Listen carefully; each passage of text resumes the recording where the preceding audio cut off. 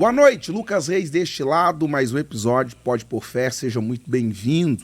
Por aqui a gente se encontra toda semana para a gente falar dos mais variados assuntos. E eu não tenho dúvida que tem acrescentado na vida de muitas pessoas. Se ainda não inscreveu no nosso canal, se inscreva, ative as notificações para que todas as vezes que postarmos um novo conteúdo, você possa ser notificado. Interaja também conosco através do nosso Instagram, @podeporfé. Estamos também por lá disseminando este conteúdo que você assiste aqui pelo nosso canal do YouTube.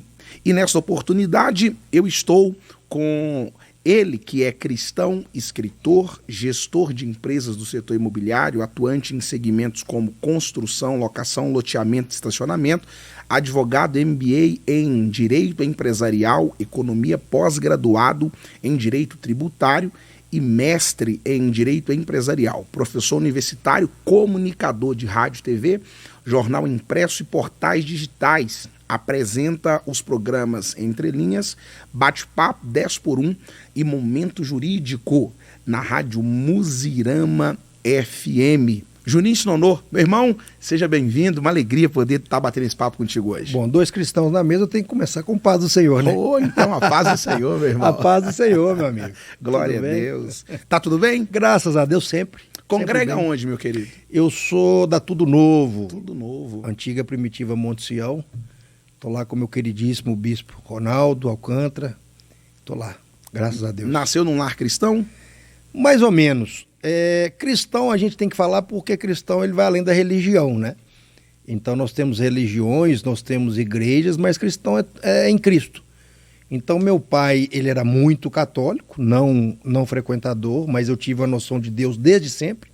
Minha mãe foi testemunha de Jeová, depois na minha infância voltou a ser, onde eu tive uma proximidade ainda maior com o evangelho.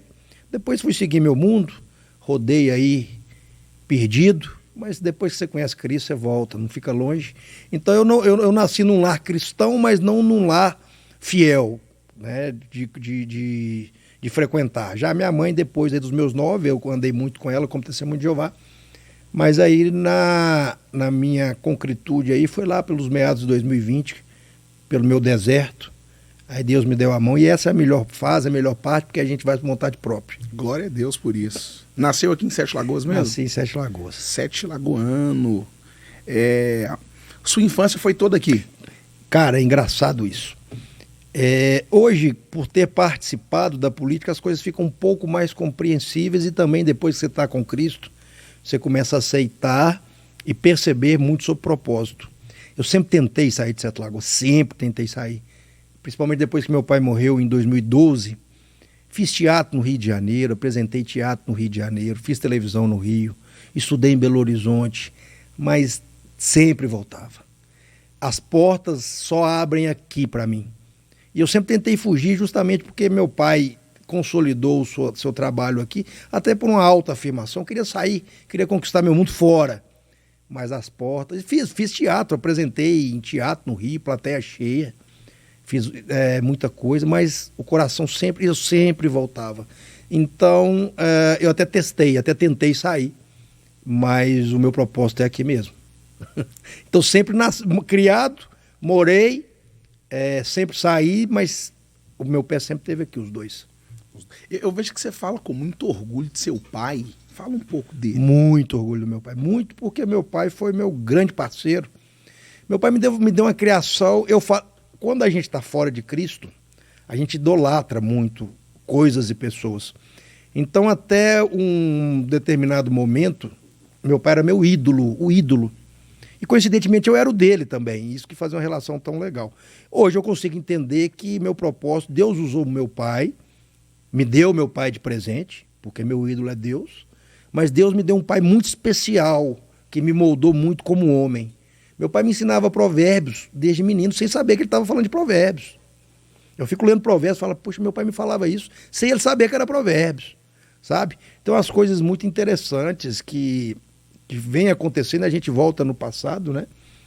E são muito interessantes. Então, meu pai foi meu pai era mais velho, Então meu pai me teve com seus 51 anos, hoje se ele tivesse vivo ele teria 87, né? Ele me teve com 46, minha irmã com 51. Então meu pai me criou com muita sabedoria, com muita paciência, e no fim das contas eu era muito racional, muito emocional, meu pai muito racional. Então meu pai me lapidou com muita racionalidade, e eu e minha irmã também, que ele gostava muito, nós trouxemos amor a uma pessoa tão racional. Então meu pai era meu melhor amigo, meu pai era o meu conselheiro, meu pai era o cara que me forjou, que me lapidou enquanto esteve presente. Então nós temos uma relação muito mais tivemos de amigo, de irmão, de camaradas, do que aquela rigidez de pai e filho. Então por isso eu sou tão grato ao meu pai. Meu pai me ensinou muito como ser um homem, como princípios como o princípio da honra, princípios como o amor aos pais, e me ensinou na prática. Eu não tive uma vida fácil, não tive facilidade. Comecei a trabalhar com 7 anos, não por precisão financeira, mas por forja de caráter mesmo. Então ele me ensinou muita coisa. Então por isso que eu tenho muita admiração pelo meu pai. E esse currículo vasto, escritor, gestor de empresa, esse monte de formação, essa veia de estudar, puxou de quem? Foi do pai? Da autoafirmação. Meu pai queria muito que eu formasse. Eu sempre fui um malandro de escola. Muito malandro de escola. Eu sempre fui muito bom de comunicação. Então todas as coisas de comunicação têm a ver com o hobby, com o que eu gosto. E o estudo foi uma autoafirmação, porque meu pai não tinha diploma. O primeiro diploma da minha casa foi o meu. Então meu pai tinha uma grande vontade que eu formasse. E eu tinha uma grande necessidade de agradá-lo. E eu queria muito conquistar um espaço, eu não queria ser um herdeiro. Eu não queria ser uma pessoa que era filho... Tanto é que o Juninho Sinonou é dele, né? O Juninho Sinonou. Então eu não queria ser só o Juninho do Sinonou, eu queria ser como ele. E foi muito engraçado que... Não vou te responder do estudo, mas ele me deu uma libertação 6 meses antes de morrer. Mas aí ele queria que eu formasse. Foi muito engraçado que quando eu tinha 11 anos ele infartou.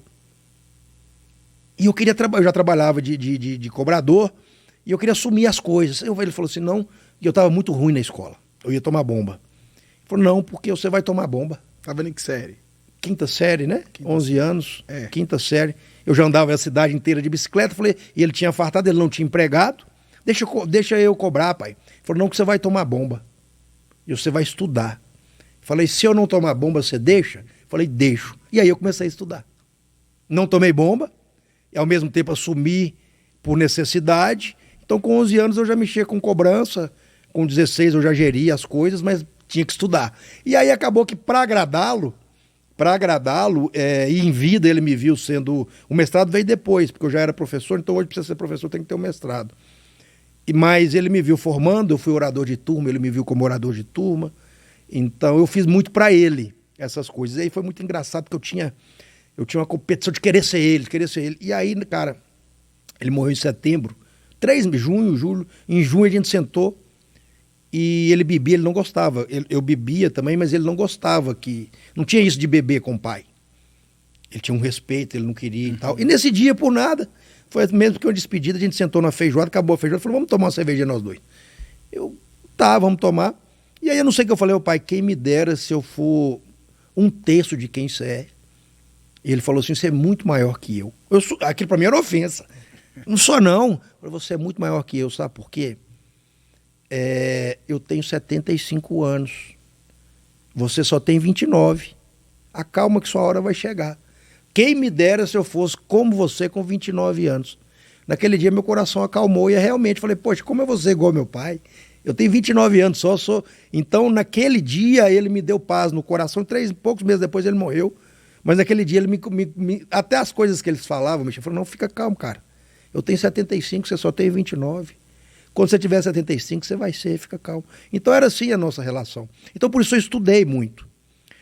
Por autoafirmação, por querer agradar, mas eu gosto de ser professor, eu gosto de rádio, eu tenho 12 anos que eu sou professor, então acaba que o estudo, ele complementa hoje o que eu gosto de fazer. Hoje o senhor dá aula onde? Eu dou aula na faculdade Santo Agostinho. Eu dou aula lá, depende do semestre, né? Eu tenho formação em Direito Empresarial, Então, direito civil, então hoje eu dou aula de direito das obrigações, mas eu dou aula de contratos, já dei aula de economia, já dei aula de direito empresarial. Então é um lugar que eu gosto muito de trabalhar, então a gente costuma, às vezes, oscilar as matérias. Hoje eu dou aula lá no terceiro período. O terceiro período é o segundo ano de direito. E rádio, como é que foi? Como é que entrou o rádio na Cara, sua vida? Eu sempre fui um tagarela nato. Eu me lembro, eu com 5 anos, eu tenho uma memória muito aguçada. Eu me lembro assim, assistindo aquela televisão de tubo, eu assisti na televisão querendo quebrar a TV para entrar lá dentro. Lembra essa memória? Querendo entrar na televisão. E eu estava no Náutico, eu tinha um sonho que era trabalhar na Muzirama e no 7 Dias. Sonho, mas era um sonho distante. E eu sentei, jogando futebol, eu sentei num jornal. Quando eu peguei o jornal, estava escrito assim, era o Estado de Minas. Uma rádio de Sete Lagoas abre concurso para locutores. Era a Rádio Santana. Então eu tinha 17 anos, 16, 17 anos. Então a Rádio Santana abriu um concurso para locutor. Eu falei, pô, vou me inscrever. Nunca tinha falado nada no microfone. E aí foram 200 candidatos e eu fui para a final. Imitando a Foca, fui imitando a Foca e fui para a final. E como as coisas são. Chuta quem era o outro finalista. Douglas Melo. Tá brincando. Eu brincava. E na final, eu e o Douglas Melo, eu tinha 17 anos, né? Eu tô com 41, faz as contas aí, 20 e alguma coisa, né? Sim. Porque o pessoal acha que eu tô na rádio agora. Eu entrei de baixo. Era um programa Energy, era um programa que tinha, essa galera, fui lá, eu e Douglas Melo no final. E aí eles me ligaram, era um programa ao vivo, no sábado, 4 horas da tarde, hora que ninguém escuta rádio, que era a hora do Campeonato Brasileiro.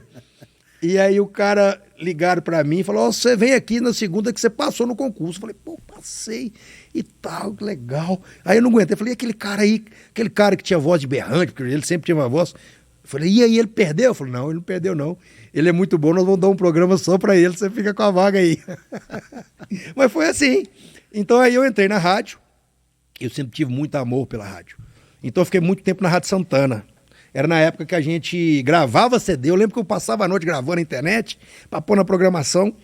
E aí, nesse mesmo tempo, eu comecei lá na Santana com 17 anos. 18. Passei no vestibular para o curso de Direito e fui para a OAB Jovem. E a OAB Jovem conseguiu um espaço na Muzirama de todo sábado que chamava Momento Jurídico. A OAB Jovem conseguiu, nós éramos 5 jovens, que a cada era gravado um programa que a gente respondia dúvidas da população. Eu falei, opa, e entrei para Muzirama. O programa acabou, ficou por isso mesmo e tal, e um dia eu estava no supermercado, o Geraldo Padrão, que era o fundador da rádio, me viu, e o momento jurídico, eu louco para voltar para Muzirama, louco para voltar. E o momento jurídico, eu falei, uai, Padrão, só você querer, vai lá na rádio, vamos voltar ao programa.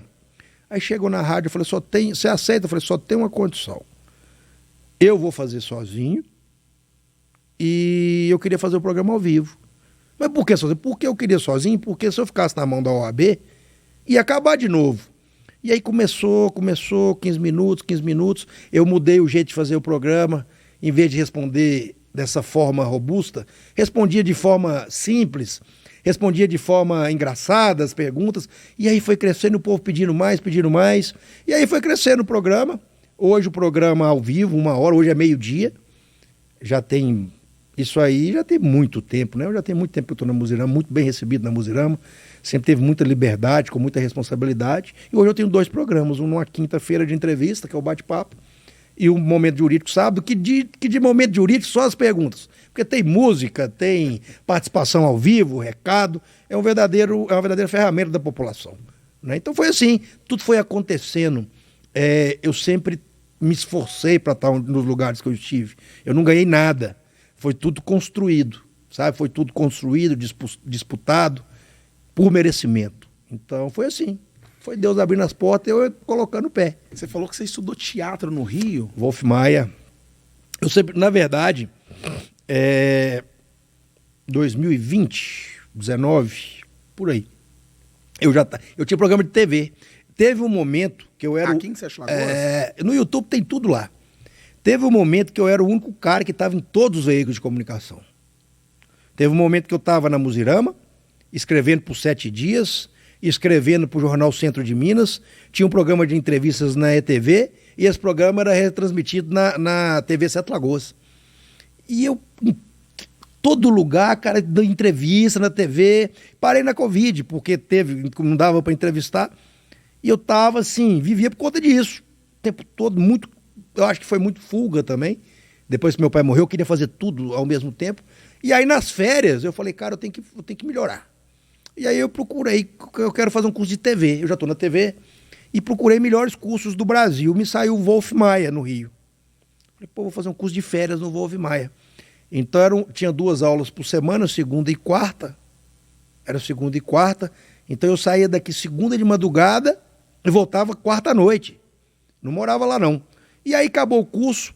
Aí o cara me chegou e falou assim, olha, parabéns, você foi muito bom. Eu falei, e agora? Eu falei, agora você pode fazer o curso tudo de novo, porque você está pronto. Eu falei, bom, vou fazer, tá louco. Já fiz, tá bom. Eu falei, não, peraí. Você é muito determinado. Então esse módulo esse curso era só um módulo do curso de 2 anos de atores de verdade. Eu falei, não, peraí, você é muito teimoso. Vou te colocar no curso de ator. Você topa? Eu falei, topo. E comecei a fazer o curso, e nesse curso fui conhecendo pessoas, fui conhecendo diretores, frequentando teatro, e acabei fazendo 3 peças no Rio de Janeiro. Tive na minha plateia Tony Bellotto, Malu Mader, André Beltrão. Fui fazer uma peça com o Antônio, ele está tendo uma minissérie do Netflix, como as coisas ficavam em determinado... Antônio era meu colega de peça, a gente encenando, a gente ia fazer uma peça num teatro lá do centro. Não, vai chover, vamos ensaiar lá em casa. Eu falei, vamos. Aí, do nada, a mãe dele abre a porta, vocês querem tomar... Era André Beltrão, cara. O cara era filho do André Beltrão. O pai dele era diretor da Fátima Bernardes. Eu falei, que mundo é esse? E tava naquilo, mas com o pé aqui e tal. Então foi assim, fiz 3 peças lá, peças de teatro mesmo, no palco. E foi legal, aprendi muito.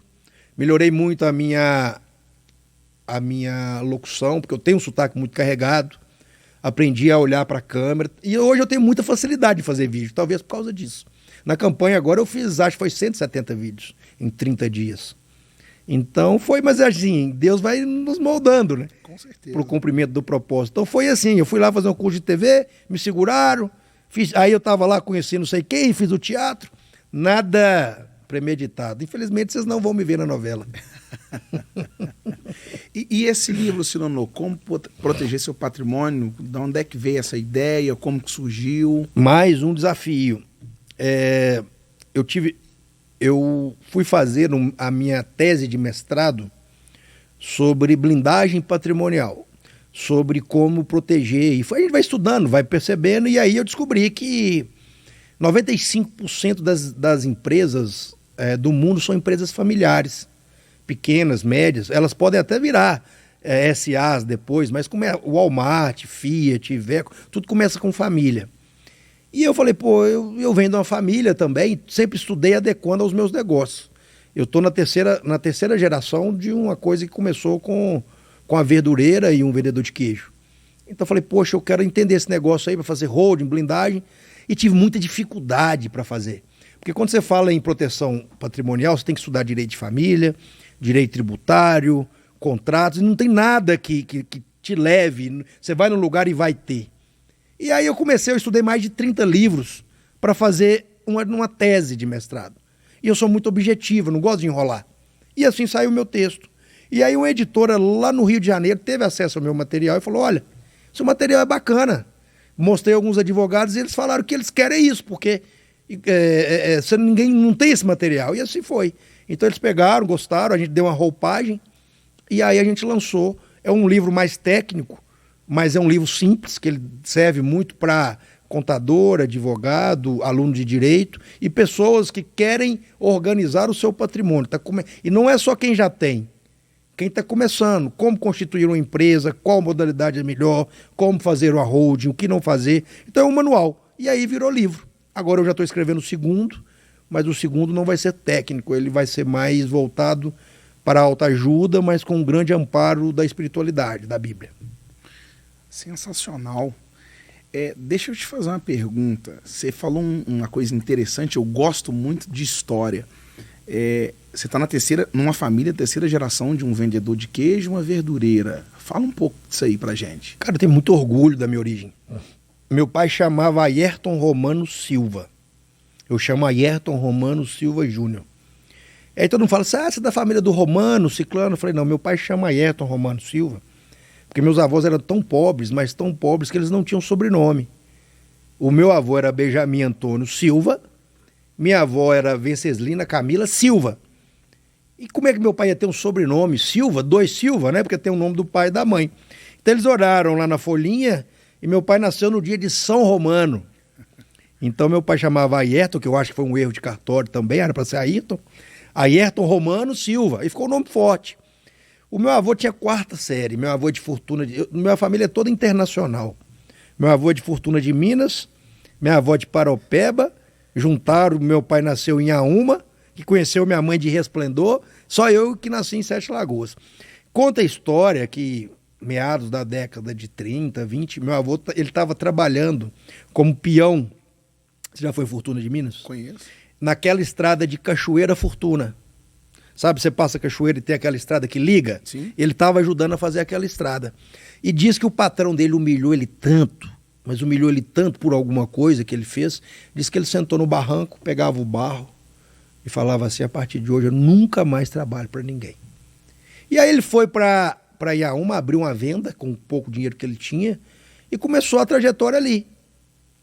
Ele começou a investir em imóveis quando ninguém investia em imóveis, mas não eram grandes imóveis, eram barracões, era o que dava para comprar. E por uma bênção, né? Eu falo muito que meu avô era sábio, meu pai era um gênio e eu só organizei. Foi uma linhagem de atos, porque se você for olhar o patrimônio da minha família hoje, ele começou há mais de 100 anos atrás. Só que a gente deu continuidade. Então, meu avô, ele quis investir em imóvel, porque ele não sabia fazer outra coisa. O meu pai veio com uma visão de mercado absurda. Meu pai sabia muito de matemática. Meu pai era um gênio das coisas. Então, ele começou a pegar os imóveis do meu avô e transformar em ponto comercial, em comprar imóvel, vender imóvel, comprar outros imóveis. Hoje, por exemplo, eu tenho um imóvel hoje que a gente usa para loteamento que meu pai comprou na década de 60 e falou, vocês vão lotear daqui a tantos anos. Sabe? Então, que visão, hein? Ele era assim. Meu pai fez o maior prédio da cidade, foi meu pai que fez. Não sei se é o maior ainda em área construída. Que hoje é na área central, que era a última rua da cidade. Depois era mato. Então meu pai foi assim, eu só não vendi, eu organizei. Eu dei uma roupagem jurídica, eu coloquei personalidade jurídica, reduzi tributário, dei uma organização, que eu acho que é o máximo que eu podia fazer. Mas então foi assim, então meu avô, ele trabalhou muito, meu avô trabalhou, e ele morreu vendendo queijo, já tinha uma condição boa, mas ele vendeu, era muito engraçado já, no final da vida, minha avó morava com meu pai, já tinha uma condição boa, já estava todo mundo consolidado, e minha avó começou a pedir meu pai manga da fazenda. Eu falei, não, traz manga. E meu pai levava. E todo dia pedindo manga. Eu falei, gente, ele falou, minha mamãe tá comendo muita manga. Aí teve um dia que ele saiu e voltou mais cedo. Aí ela quando ele saiu, ela põe um papelão assim na grade, vende-se manga. E saía, então é assim, minha família começa a vida inteira. Sempre valorizou muito e trabalhou muito para ter as coisas que tem. Então, quando eu falo terceira geração, realmente, no meu livro a gente fala isso, 70% das empresas quebram na segunda geração. 13% chegam na terceira. E somente 4% passam. Então isso quer dizer que somente 30% chegam na segunda. São os filhos, porque os filhos costumam quebrar. E somente 13% chegam na terceira, que é onde eu estou. Então eu tenho muito orgulho disso. Porque eu faço parte de uma minoria que conseguiu manter os negócios e aumentar. E por que geralmente os filhos não conseguem dar continuidade? É muito comum a gente ouvir depoimentos assim, ó, o pai construiu esse império, os filhos assumiram e ruiu o negócio todo. Isso é muito fácil de responder. Porque ser filho não condiz com saber o fazer como o pai faz. E nós temos essa cultura de, por ser filho de fulano, as pessoas acharem que é tão bom quanto o pai. Empresas hoje como Votorantins, como Rodobens, elas não aceitam mais pessoas da família na gestão da empresa. Eles fazem parte do conselho. Então, o primeiro fator é esse. Geralmente você vê que pessoas muito ricas o cara tem 10 irmãos e um que se dá bem. Porque não é genético capacidade de gestão. É aptidão. E aí, às vezes, o cara é bom como médico, ou o cara é bom como músico, ou o cara nasceu para ser pastor, e por ser filho de alguém, todo mundo coloca nele num selo de bom gestor. Então, o primeiro erro é isso. Não quer dizer que você é filho do fundador, que você vai ser tão bom gestor quanto ele. Segundo erro, capacitação. Meu pai entendeu muito bem isso. Então, ele falava, eu nunca vou te dar o peixe, eu vou te ensinar a pescar. Então, para mim, presidir as empresas, eu comecei como office boy. Entende? Eu comecei como office boy. Ele percebeu isso, não adianta nada, ele vai herdar. Eu nem herdei, eles me chamam de herdeiro, eu não herdei, porque meu pai me passou em vida, então eu fui sucessor. Mas, então, há uma proteção muito grande para o filho. São poucos os pais. E isso é um problema social, porque a sociedade não aceita. Você vai deixar seu filho fazer isso? Eu nunca ganhei um carro. Meus amigos todos tinham carro. Não, meu pai falou, não, você vai comprar o seu. Você pode andar no meu. Mas você só vai, no dia que você tiver dinheiro, você compra o seu. Então eu vim de uma criação muito austera, no bom sentido, porque meu pai, na verdade, me preparou. Meu pai sabia que ele ia morrer comigo muito jovem. Cronologicamente, meu pai morreu, eu tinha 29 anos. 29 anos, na minha época, era um meninão. Né? E meu pai morreu, eu enterrei meu pai no domingo, na segunda eu já estava trabalhando. Então, não há esse preparo, porque a academia te dá teoria. E eu brinco muito que uma coisa é ser empresário, outra coisa é ser comerciante. Eu sou comerciante. Empresário é quem tira CNPJ. Comerciante é quem sabe trabalhar de dia, de noite, vender, e se precisar vai lá. Então eu sou comerciante, porque eu fui criado como comerciante. E o terceiro fator é que herdeiro rico vira gestor pobre. Você tem um patriarca que controla toda a situação. E aí você tem 5 filhos, 3 filhos. Esses filhos, eles têm vida de rico. Porque o pai está vivo e proporciona isso. Quando o pai morre, eles querem manter o mesmo padrão, só que são 2, 3, 4 famílias e o recurso é o mesmo. Para que essa conta fechasse, essa empresa de 2 filhos teria que ter dobrado para eles dividirem. Se fossem 5, ela tinha que ter quintuplicado, porque, na verdade, eles eram filhos de alguém rico.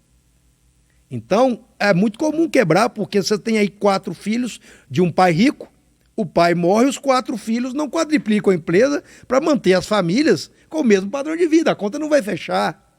Então, são esses os fatores. A questão sanguínea não é selo de capacidade, e o gestor tem que ver que se o filho dele não for competente, ele tem que pôr uma pessoa de fora, senão vai quebrar. O segundo que eu falei aí, não preparação real, e preparação real, o dono de uma empresa tem que saber tudo, de abrir uma porta a lançar um foguete, porque ele é o dono.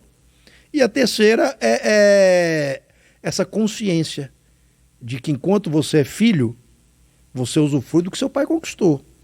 Você tem que transformar aquilo em rendimento se você quiser seguir isso com seus irmãos. Acho que é mais por aí, por isso que não dão certo. Aqui o óbvio, ele é sempre óbvio. E número é número, é exato. Se você quer multiplicar dinheiro, você tem que fazer dar mais. Se você quer... E outra coisa, o fator temporal. As pessoas param no tempo. Né? É algo que dá muito dinheiro hoje, se ele não for aperfeiçoado, e se ele não seguir o movimento, ele vai ficar para trás. Então o seu negócio, ele tem que ser mais importante que você. O seu negócio tem que ser mais importante que você. Empresas têm que ser mais importantes que pessoas. A empresa tem que te pagar, não você pagar a empresa. Muito bom. O papo tá bom. Hoje eu estou de frente com o Juninho Sinonô. Você que está nos acompanhando, ainda não é inscrito no nosso canal, faça isso agora. Se inscreva, ative as notificações para que todas as vezes que postarmos um novo conteúdo você possa ser notificado e, se está fazendo sentido para você, compartilhe aí para o maior número possível de pessoas. Juninho, tivemos eleição agora nos Estados Unidos. E aí, você que é do mundo dos negócios, isso impacta o Brasil, impacta a gente aqui? Eu fiz um vídeo semana passada, foi na terça a eleição? Acho que foi na terça. Foi no meio da semana. Pelo menos declarado. Sim, foi porque a eleição lá é diferente, né? Sim. Começa antes, por correio. Eu acho que o resultado saiu na terça. Na quarta, um dia depois, eu fiz um vídeo. Eu acho que há um impacto político muito grande no Brasil, principalmente para a direita. Uma semana antes, o Supremo descondenou o José Dirceu. José Dirceu foi o principal articulador intelectual nos esquemas fraudulentos do PT, foi o mentor do Mensalão, estava ligado ao Petrolão, e José Dirceu foi inclusive o responsável por eleger Lula pela primeira vez.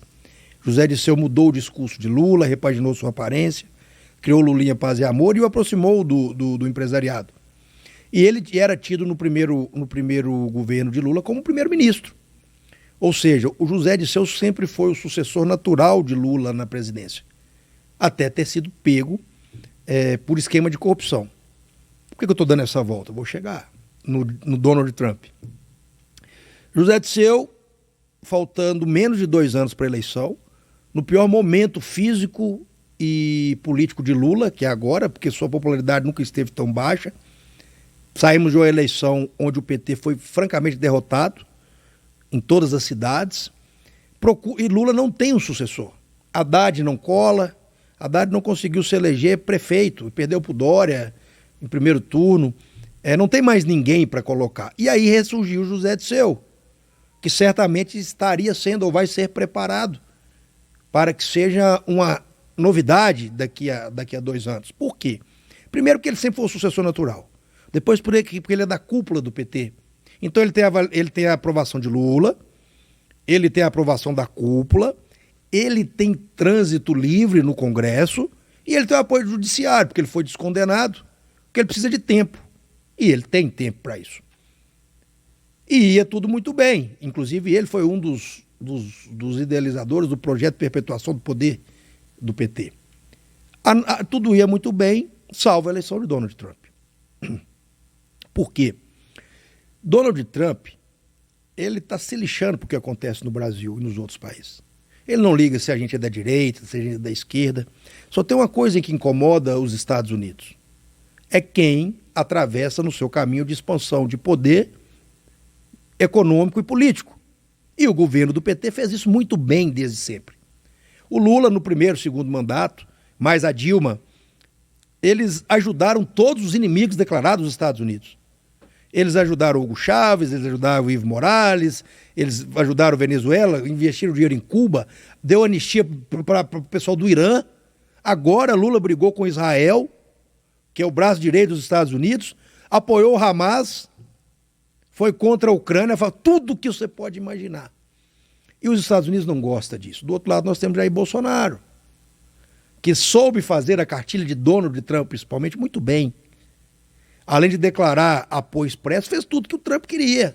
Se aproximou de Israel, comungou contra... Então é o candidato de Donald Trump. Os Estados Unidos, principalmente a política internacional, ela é feita nos bastidores. Você vai me dizer, depois desse histórico que eu te dei, de tudo que o PT fez, você vai me dizer que Sérgio Moro, um juizinho de primeira instância de Curitiba, tinha poder para fazer tudo que ele fez sozinho? Sérgio Moro desmantelou o PT de cabo a rabo. Sérgio Moro pôs todo mundo na cadeia, sozinho. Sendo que nem Joaquim Barbosa conseguiu no Supremo. Começou a falar demais, aposentaram ele rapidinho. Se você for olhar, Sérgio Moro e Deltan Dallagnol são os únicos brasileiros no jurídico que têm especialização em crime de colarinho branco em Harvard. Tanto Sérgio Moro como Dallagnol. E tem uma ligação com os Estados Unidos. Enfim, o que eu quero dizer é o seguinte: Donald Trump, nos bastidores, talvez nós temos Milley agora também, que ajuda muito. Donald Trump não está mais sozinho. no que diz respeito a pressionar para que sejamos diretos, para que Jair Bolsonaro seja candidato. Donald Trump tem ao seu lado o Congresso americano, que já está brigando com o Supremo por causa de Elon Musk. O Congresso já entrou na briga com o Supremo. Tem o próprio Elon Musk e tem o Milei agora, que pode ser protagonista aí do comércio. Então eu acho que sim. Nós temos algumas ações no Supremo contra o Bolsonaro que não foram julgadas até hoje. Por que será? Imagino que esperando o resultado dessa eleição. Eu acho que aumentou muito a esperança da direita de ter Jair Bolsonaro descondenado, pois nós descondenamos até José Dirceu. Ou talvez com a anistia do próprio Congresso, com forte apoio dos Estados Unidos. Você acredita mesmo nisso? É possível? Acredito, porque eu falei, Estados Unidos está bancando a Lava Jato, e foi. E foi. O Sérgio, eu sou advogado, cara. Você sabe como é que você faz para você tirar um juiz de uma ação? Promove ele para como chama aquele? Desembargador? Ninguém promoveu o Sérgio Moro na época. Ninguém tirou o Sérgio Moro do lugar. Ninguém descobriu um podre do Sérgio Moro. Ele tinha muita força. E ele desmantelou a empresa. Se você for olhar juridicamente como chegou no Sérgio Moro, é a coisa mais louca do mundo, porque os crimes foram todos cometidos em Brasília. Como é que o único juiz do Brasil, com ligação em Harvard, em Curitiba, começa a receber? Ligaram ele por um doleiro, fizeram a conexão mais absurda do mundo, que caiu na mão dele e ninguém tirou. Ninguém tirou o Sérgio Moro enquanto ele estava... A burrice do Sérgio Moro foi se envolver em política. Teria que ter seguido o caminho para ser ministro, seria. Mas ele tinha uma proteção. Cara, eu tô te falando o seguinte, uma coisa é você ser ministro, outra coisa é você ser juiz. Ele era um juiz como qualquer outro juiz de primeira instância. Comum. Ninguém promoveu ele, ninguém tirou ele. Ele foi intocável, não existe isso, ainda mais no governo do PT. Vai procurar aí sobre Celso Daniel, vai pesquisar aí sobre pessoas que ousaram falar do PT. Então eu volto a repetir, dessa vez, não estou falando que vai eleger o Jair Bolsonaro, mas eu acho que tem grande chance, através de retaliações comerciais, através de pressão dos Estados Unidos, para que ele seja candidato sim. Porque o Donald Trump, ele não é que ele não gosta do Brasil, ele não gosta do governo do PT. Uhum. Porque não é porque nós somos hoje o maior país econômico da América Latina. Nós somos hoje a 9ª economia mundial. Então, tudo que o Brasil fala contra os Estados Unidos reverbera muito grande. E o PT se aproximou de todos os inimigos dos Estados Unidos. Só que os Estados Unidos declarar uma inimizade com o Brasil é muito pesado. Nós somos grandes, nós temos muitos insumos. Só que eu acho que Donald Trump... Tanto é que o Lula sabe o que aconteceu nos bastidores, que até a véspera da eleição, Lula estava batendo no Trump. E depois já mandou uma carta no outro... Eu nunca vi Lula fazer isso. Mandou uma carta no outro dia felicitando e cooperando. O desespero foi muito claro. Foi óbvio, porque ele já sabe como funciona. Então eu acho que o Donald Trump, pela ligação que ele tem com o Jair Bolsonaro, ele vai fazer o possível para que ele seja candidato, sim. Então, respondendo a sua pergunta, o maior efeito de Donald Trump vai ser político. E ele não vem sozinho mais. O Congresso já está metendo o bedelho aqui no Supremo. O Elon Musk é inimigo número 1 de Moraes externo, publicamente. Eu acho que a direita do Brasil agora ganha uma força relevante para a volta de Jair Bolsonaro. E por que eu digo Jair Bolsonaro? Porque eu acho que é o nome exponencial da direita que tem real condição de bater com Lula. Não se engane, Lula é muito forte. Sim. Lula é forte demais, tem voto demais. Não dá para subestimar, não. Não. E eu acho que o Bolsonaro ainda é o que pode bater com ele de frente. Sinonô, você veio pré-candidato a prefeito, aí agora nesse último pleito eleitoral. Ouvimos muito dizer que você foi um oportunista. Ouvi alguns argumentos dizendo não, ele não é de direita, ele nunca foi de direita, apareceu agora. E aí, como é que foi isso para você? Provavelmente chegou até você também. Bom, eu fui um oportunista. Quem não pega oportunidade é burro. Eu aproveitei a oportunidade. Oportunista é quem... Inclusive, eu fui mais que oportunista, porque eu criei minha oportunidade. Agora, muito se cogitou que eu não era de direita porque eu não fui em acampamento, porque eu não fui em passeata. E não fui, nem sei se vou. Agora, quem foi em acampamento e passeata tem o seu valor. Mas e quem gera emprego? Quem é cristão? Quem paga imposto, quem é a favor do liberalismo econômico é o quê? O que vale mais ficar no acampamento ou gerar 10, 20, 30 empregos? O que vale mais ir numa passeata ou pagar impostos corretamente? Então quer dizer que se sua mãe não for na passeata e não for acampar, ela não é de direita? Mulheres que não vão... Aí eu ainda comentei, uma pessoa falou lá que eu não era de direita, porque não me viu em passeata. Provavelmente nem vai ver. E eu falei, cara, eu já escrevi mais de 10 artigos jornalísticos falando da direita. Aí ele ainda zombou, mas escreveu um artigozinho. Eu falei, não vou discutir, porque tem pessoas da direita que elas se tornam tão cegas quanto a da esquerda. Porque, primeiro, direita é uma ideologia. Ela trabalha no campo das ideias e dos atos que você vive. Então não adianta nada se você vai lá num acampamento, chegar em casa e bate na sua mulher.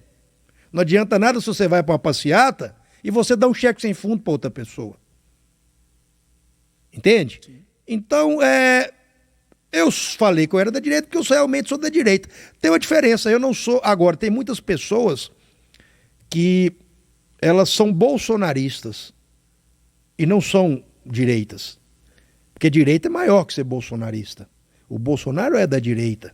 E essas pessoas, essas pessoas que forem a acampamento, que são extremas e radicais, elas se sentem donas da ideologia. E aí que é o problema. Por isso que a esquerda é tão forte. Porque a esquerda é unida. O Lula ressuscitou Dilma, o Lula ressuscitou Haddad, o Lula está tirando o Dirceu. E a direita conservadora radical, ao invés dela juntar força, opa, esse cara está chegando aí, vamos juntar força com ele, vamos juntar força. Não, porque eu não não fiz parte de passeata. Teve um vídeo seu que deu uma repercussão muito grande quando você usou a expressão... Lagoa está órfão. A direita está órfã. E aí um bobão pegou isso de contexto, que é um dos acampamentos, né? Escutei, tem áudios dele em grupo. Agora eu vou fazer o vídeo. Ele pegou esse vídeo e disse o que acontece. Eu abri a caixinha de pergunta e a pessoa perguntou alguma coisa sobre direita de Sete Lagoas, caixinha de Instagram. Uhum. E aí eu falei, olha, Sete Lagoas tem uma direita, eu tenho esse vídeo, Sete Lagoas tem uma direita forte, mas está órfão politicamente e precisa de um líder. Ah, mas você falou que nós somos... Aí os caras jogaram acampamento, eu falei, cara, você está distorcendo o vídeo porque você quer. Mas tudo bem. E eu continuo dizendo que Sete Lagoas está órfão, porque se nós temos Sete Lagoas foi a terceira cidade do país que mais deu votos a Bolsonaro proporcionalmente. 70% da cidade votou em Romeu Zema. Nicolas teve 20 mil votos em Sete Lagoas. Bolsonaro... Então a cidade tem muito mais gente da direita do que da esquerda. Quantos deputados federais da direita nós temos em Sete Lagoas? Estou te perguntando. Não sei. Nenhum. Quantos deputados estaduais da direita de Sete Lagoas nós temos? Não, direita nenhum. Nenhum. Quem disputou, vamos pegar o PL, que é a maior sigla da cidade. Mas espera aí, o atual prefeito é deputado da cidade. E aí ele é da direita? Não sei. Ele estava com o PSOL, com Cidadania, e é do PSD, o 55. Ele é da direita? Não. Então o que eu estou dizendo que a direita está órfã é que nós temos um colegiado da direita quantitativo enorme. Mas eu consigo precificar quem é de direita ou de esquerda através da sigla partidária? Exemplo, essa questão de partido é muito complicada. Não, de proposta. Primeiro que esquerda não junta com direita. Direita não junta com esquerda.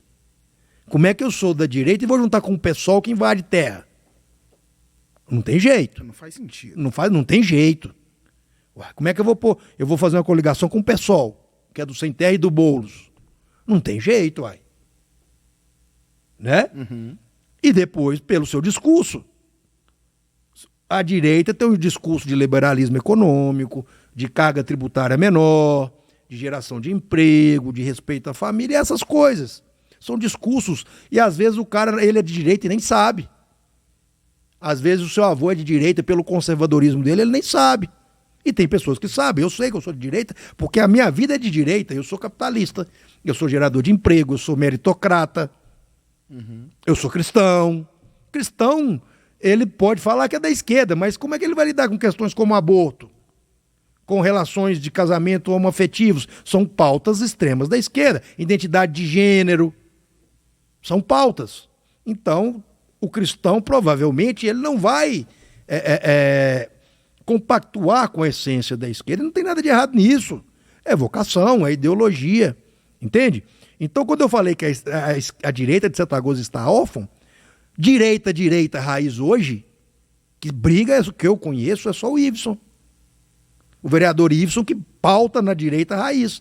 E o partido dele, o PL, que é o maior partido do Brasil, bate de frente com o PT. Acho que agora tem o PSD, né? Mas um partido do tamanho do PL, da grandeza do PL, não conseguiu lançar nenhum vice em Sete Lagoas. Eles apoiaram a outra chapa, que era o Júnior e a Carol. Um partido que é direita, sangue puro. O meu partido novo, ele é centro-direita. Ele é centro-direita. Então você pega um partido como o PL, da grandeza do PL, que tem como seu patrono Jair Bolsonaro, e não lança sequer um vice-prefeito. Como é que eu falo que Sete Lagoas da direita não está órfã? E aí as caras ficam com raiva, distorcem o que eu estou falando. Eu vou reafirmar que tá. Politicamente, a direita de Sete Lagoas não tem um representante no executivo, não tem um representante no legislativo estadual e nem no federal. Por que eu bato nisso? Porque nós temos 70% da cidade que fala que é da direita. E aí por que não dá certo? Porque quando alguém fala o que eu falei, os ofendidinhos vêm me lacrar.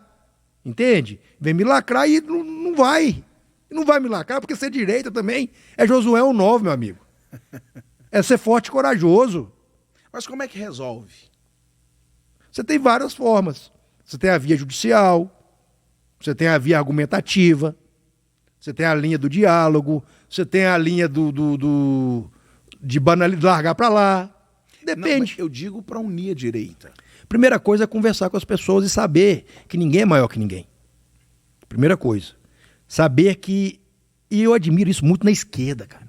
Os caras, a esquerda é tão unida que a esquerda não vota em candidato. Ela vota em sigla. O cara do PT vota no PT. Quer nem saber. Não quer nem tanto, não vota. O cara no PT vota no PT e isso é admirável. Então, como se unir à direita? Primeiro, aceitando novas ideias. Depois, levantando questões e discutindo de forma saudável. Um cara que bateu em mim lá, que foi um bobão que falou isso aí, que pôs vídeo, repostou, outro repostou. Um levantou isso. Ele não é da direita, porque se ele fosse da direita mesmo, ele estava unindo força. Ele é do futebol clube e eu futebol clube. Porque se ele é da direita e se ele se sentisse ofendido, ele me chamava, ô Juninho, vem cá, cara, você é da direita mesmo? Você falou tá errado. Cara, o que você falou, você é mesmo da direita. Pô, velho, você teve aí tantos votos, para de falar bobagem, vamos conversar. É assim que se une. É assim que se une. Entende? Você fala alguma coisa, você é um cara que está num veículo de comunicação, você é pastor de igreja, você tem afinidade pela nossa ideologia da direita, vamos supor, e você fez um discurso. Não supor, não, sou de direita. Sim, mas vamos fazer isso. Eu não te conheço e soube que você falou na sua igreja alguma coisa que vai contra. Eu vou te ligar, eu falo, Lucas, velho, vamos trocar uma ideia? Cara, vamos, sabe, não vou te lacrar. Eu não vou disputar. Sim. Entende? Então a gente une ao outro compreendendo, primeira coisa. E unindo força. Eu não vou te expor negativamente se você fala que joga no meu time. Claro. Então a primeira coisa é abrir mão da vaidade, né? Como é que você saiu dessa eleição? Feliz e em paz. Muito em paz. Todos os dias, nessas eleições, eu chorei muito nas eleições, de paz. De paz, eu chorava no chuveiro, orava muito. Deus, o que o senhor quer de mim? Porque eu acho que o cara ser prefeito da sua cidade é um privilégio enorme. A pessoa ser prefeita de uma cidade é um privilégio, né? Só de você ser candidato, independente da sua votação, você é um privilegiado. Não existe autoridade que se levante sem a vontade de Deus. Né? E toda autoridade, Deus permitiu que ela se levantasse. A cada dia eu falei, Deus, como assim? Foi uma coisa, porque não foi uma coisa programada. Eu não planejei minha campanha, tanto é que eu tive um mês de campanha, 30 dias praticamente. Senão seria mais organizado, meu nome estaria em evidência antes, mas o tempo que foi maravilhoso. Foi maravilhoso para mim como ser humano, de conhecer outras pessoas, de conhecer problemas que eu não imaginava que existiam. Foi maravilhoso pelo acolhimento que eu tive de gente que nunca me viu, e ainda tenho até hoje, gente que acreditou no que eu disse. Então eu carreguei uma mensagem com a bênção de Deus, que foi uma mensagem que as pessoas gostaram de ouvir. Então eu me sinto como uma ferramenta que Deus usou naquele momento. Nós vamos entender isso mais para frente, com qual propósito, mas eu vejo um propósito muito claro hoje. Deus despertou nas pessoas de Sete Lagoas o interesse pela política local. As pessoas que chegam, que falam que votou em mim, dificilmente é uma pessoa só, chega e fala, lá em casa nós votamos em você. E eu não estou falando só de rico, pobre, todo tipo de pessoa, homem, mulher, pessoas da esquerda. Lá em casa nós votamos em você, porque achamos que você falou a verdade. Então isso é uma bênção. Então eu acho que a minha mensagem foi maior que eu, o mensageiro. E Deus me usou como ferramenta. Eu bati muito no início que nós perdíamos muito votos, que nós tivemos muita abstinência. E no início da campanha se propagou aqui 80 mil votos de abstinência. Nós caímos de 59 para 51 mil. O país inteiro aumentou. O país inteiro aumentou as pessoas que deixaram de votar, branco, nulos, ou não foram. Belo Horizonte, a grande São Paulo, teve lugar que o segundo lugar foi mais que o eleito. Sete Lagoas, 9 mil pessoas foram, comparado com o ano anterior, foram votar. Expressivo. Então, quer dizer, cara, eu acho que Deus me usou para mostrar a um grande número de pessoas, pelo menos 22 mil pessoas, eu tive 21.874 votos, 22 mil pessoas, Deus mostrou, olha, interessa pela política, tem como você fazer política diferente, não vai ser só... Porque quem carregou minha campanha foi Deus, cara. Se você for falar quantitativamente de valor, o que eu fiz, teve vereador, eu acho que gastou mais que eu.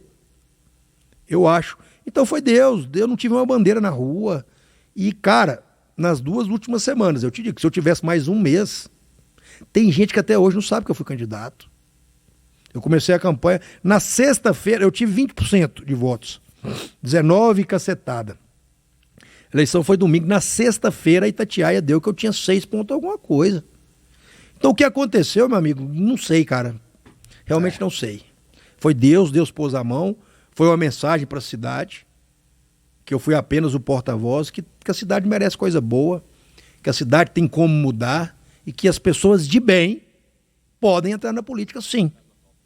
Não a qualquer preço, mas através da honestidade, através da verdade e não passando por cima de qualquer coisa. Acho que foi isso. Juninho, eu acredito que até em detrimento dessa votação expressiva, foi a primeira vez que seu nome é testado. Primeira vez, eu não tinha, acho que eu fui eleito só síndico. Essa expressividade acabou te colocando em evidência e, querendo ou não, você é uma voz aqui da nossa cidade.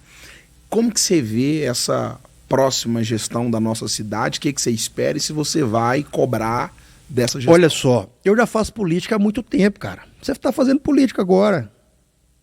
Comunicação é um meio de fazer política, porque a gente tem voz. Você faz política muito mais que eu fazia, para você ser pastor. Então você tem um poder de convencimento, de credibilidade, que é político. Polis, do povo. Nós não temos um cargo público. Eu faço política na rádio quando eu coloco a reclamação sobre alguma coisa da população. Estou fazendo política. Então, continuo, já era uma voz, você também é uma voz. Eu sou professor, estou fazendo política. Eu como radialista, estou fazendo política. Você jogando futebol, liderando um time, você está fazendo política. Você está direcionando alguém a algum objetivo. Eu torço muito para que seja uma boa gestão. Porque eu sou de Sete Lagoas. E aí eu só entrei na política porque eu não gostei das opções que tinham também. Se nós tivéssemos bons políticos, ou se os nomes que estivessem no pleito fossem nomes de capacidade de gestão, Porque às vezes a pessoa pode ser boa em outra coisa.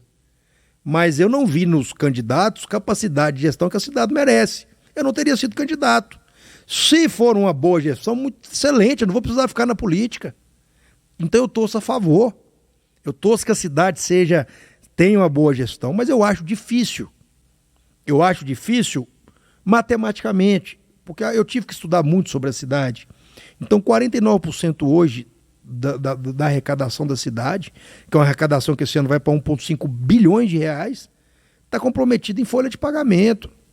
Nós temos aí uma quantidade de contratados muito maior que os efetivos. Uma desvalorização, inclusive, com o efetivado.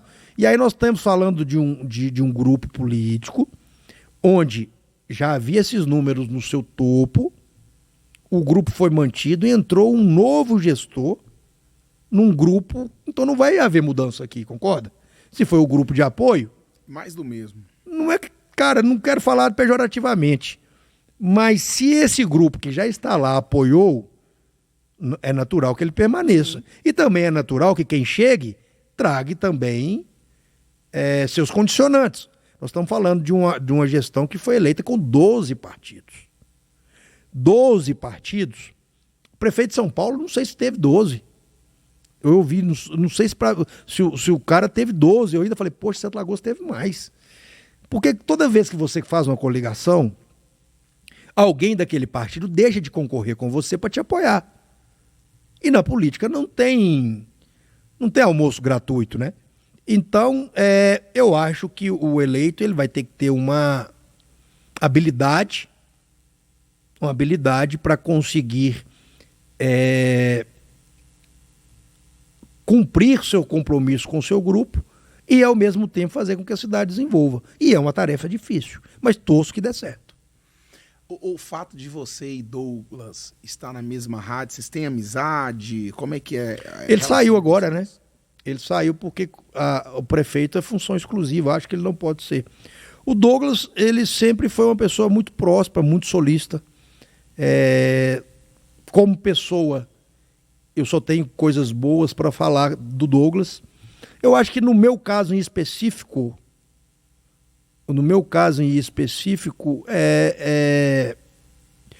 o período pré-eleitoral, o Douglas não agiu com a lisura que deveria, inclusive pelo coleguismo que nós temos. Né? Inclusive, politicamente, eu não sou do meio político, então eu não estou acostumado como essas coisas acontecem. Né?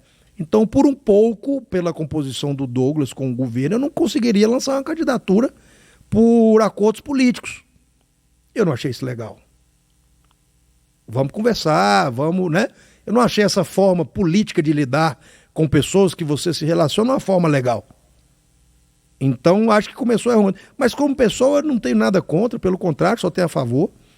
É um cara que, enquanto deputado, sempre nas demandas que eu precisei, até por classes, sempre foi muito solista. E também não tenho nada contra, pelo contrário. Torço que dê certo. Torço que ele tenha sabedoria, que se cerque de pessoas boas. E no que eu puder ajudar para a minha cidade, também estou à disposição. Não quero cargo, não vou em cargo. Não, mas como cidadão setelagoano, como locutor, estou à disposição do Douglas, do que ele precisar. O que você achou da atual Câmara? Teve modificação, né? Eu acho que o Duílio é um excelente articulador, manteve o núcleo forte da Câmara, o próprio Caio Valassi, né? O Heraldo, o Gilson Liboreiro, são pessoas que faziam parte da base. Então, em primeiro lugar, o Duílio é esplêndido na arte de fazer política de bastidor, ele sabe organizar as coisas.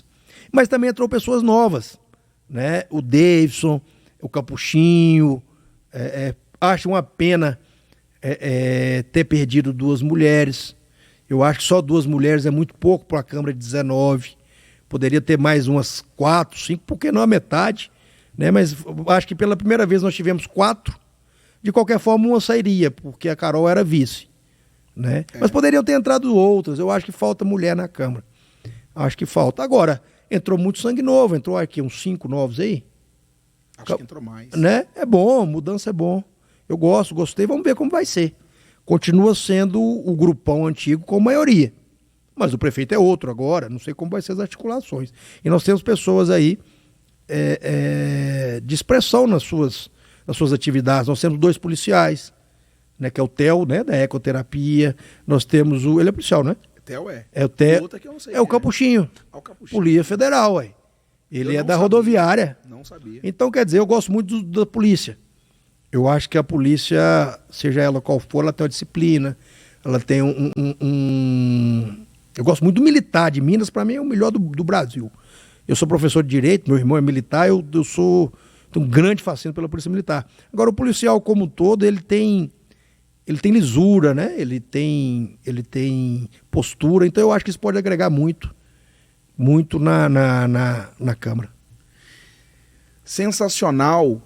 Estamos de frente com o Juninho Sinonô. Tá fazendo sentido para você? Deixa aí as suas impressões nos comentários. Ative aí as notificações, se inscreva no nosso canal. É uma alegria muito grande ter você conosco aqui. Juninho, vou falar alguns nomes aqui aleatoriamente e você me diz se você tira o chapéu ou não. Governador Romeu Zema. Tira o chapéu. Excelente gestor. Duílio de Castro. Tira o chapéu. Trouxe o Duílio, o que ele fez fora da prefeitura, ninguém viu. O Duílio pegou uma prefeitura num momento político totalmente conturbado. Esse momento não é de agora. Esse momento vem desde a gestão Canabrava, que o Canabrava foi cassado. Depois nós tivemos Maroca, que nem sequer foi candidato. Depois nós tivemos Márcio Reinaldo, que teve um grande problema com o Legislativo e também não se reelegeu. E aí depois nós tivemos 4 prefeitos, né? Seguidos aí. 4 prefeitos em 6 anos. Leone, pá. Então o Duílio, eu acho que ele conseguiu reestabelecer essa harmonia entre os poderes. Então eu tiro o chapéu por esse trabalho dele, sim. Presidente Lula. Não. Presidente Bolsonaro. Sim, tiro. Marcelo Coppercelta. Marcelo Coppercelta, ele vai ter que mostrar trabalho agora, vai voltar. Tira o chapéu, foi eleito. Conseguiu se renovar, se revitalizar. O Marcelo, ele é uma pessoa polêmica. Ele é uma pessoa, desde a época que ele foi vereador, ele entra em muitos embates, questões pessoais, mas eu vou dar ele um voto de confiança, sim, porque ele entrou pelo caminho da frente e vamos observar como vai ser a gestão dele agora aí, né, como vereador. Uma pergunta que você tem vontade de responder que ninguém te faz. Cara, eu sou muito transparente, bicho. Eu nunca parei. Eu acho que foi a melhor pergunta que eu recebi. Nunca pensei nisso, não. Nós estamos indo para os instantes finais. Vamos num ping-pong aqui Nunca agora. é boa essa, mas eu vou... nunca. Um erro e um acerto. Cara, eu tenho tantos erros. Eu tenho tantos erros. Tem erro demais, bicho. Um só. Talvez ai, cara. Poxa. Que eu falo. Sabe por quê? O meu maior acerto é saber que eu tenho erros, né? E eu não costumo ficar abraçado em erro, não. Eu tento remediar, eu tento resolver. Talvez o meu maior erro foi em algum momento meu de petulância, momento de reatividade. Eu sou uma pessoa muito reativa.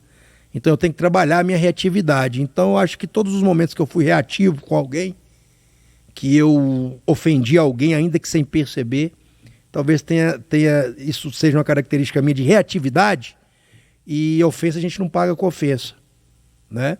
Então eu acho que talvez seja a minha reatividade que acaba muitas vezes transformando em soberba, ou às vezes em orgulho. Então talvez seja isso. E o meu maior qual que é? Você falou o erro, um acerto agora. Acerto, ser cristão. Encontrado Cristo foi um grande acerto. Quem é Jesus para você? Jesus é um cara maravilhoso. Jesus é filho de Deus. Jesus é um cara que ensinou que nós podemos ser pessoas melhores, da melhor forma possível. Jesus, hoje, ele é uma santidade que teve a humildade de se tornar homem.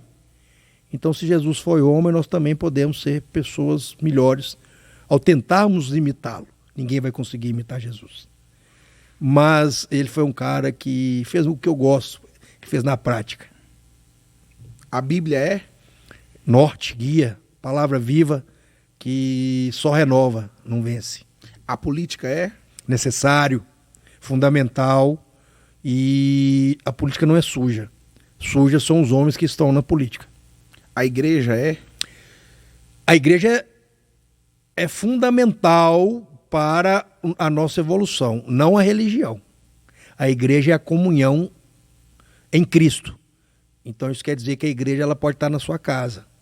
Então não confunda igreja com religião. Cristo não deixou uma religião, Cristo deixou a igreja. E a igreja é a comunhão dos cristãos, seja ele católico, pentecostal, aqueles que estão em Cristo faz parte da igreja.